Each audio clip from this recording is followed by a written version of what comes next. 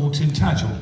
And back in the days, in fact, back before the Second World War, Tintagel was a very run-down little seaside town. It had nothing going for it. It had a beach, but it didn't have any sand. It was, I think there was an expression, I can't remember what it was. Oh yeah, it's a shithole. It was horrible. And then somebody back in the late 40s, early 50s had this bright idea, because they had an old ruins of a Norman castle. And they said, why don't we tell everybody this was King Arthur's castle? And people said, well, King Arthur was medieval. That's 900 years before this castle was built. They're never going to fall for that. They did. And they came in there, tens of thousands. And Tintagel became a booming little town. And it's all dedicated to King Arthur. It's fantastic. If you're ever in England, get on the train, do a 4-hour trip down to Cornwall, go to Tintagel. It's magical. And I was a little kid, I loved it. And my mum and dad bought me a couple of King Arthur books. And I just thought it was sensational. And they had the last laugh in the end, because about 25 years ago, they were excavating nearby, and they actually found a medieval castle, so they turned around and went, yeah, there you go.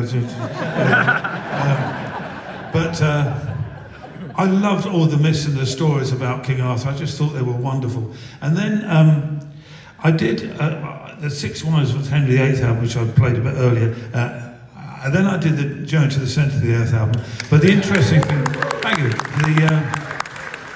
the thing that was interesting, I've got America to thank for them ever appearing, and I've got one man in particular, that's Jerry Moss, who was the M part of A&M Records, because the English branch of A&M Records didn't like Six Wives, but it sold really well, so they said, we'll do another one. So I did Journey to the Centre of the Earth. They hated it. They hated Journey to the Centre, and in fact they turned around and said, we're not going to release it. And Jerry Moss, who was the big head of it all, he said, I love it, you release it. So they were forced to release it. After it sold about 12 million records, they were quite happy with it after that, but they still didn't like it, and they didn't like me very much.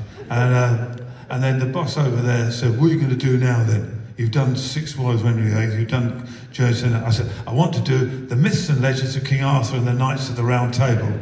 And he said, oh God, do you? And I said, yeah. I said, orchestra and choir. And I said, I've already spoken to Jerry Moss, and he loves the idea. So it's very much thanks to Jerry Moss and A&M Records over here that ever saw the light of day. I'm going to do 4 pieces from it now. But I recorded it with a big orchestra and a choir, a cast of millions. There's me now. But I've worked out an arrangement of 4 of the pieces, which is King Arthur, Guinevere, The Last Battle, and Merlin the Magician. It's quite long, it's about 4.5 hours. So I hope you've had a wee. For that matter, I hope I have as well, actually. So this is the myths and legends of King Arthur and the Knights of the Round Table.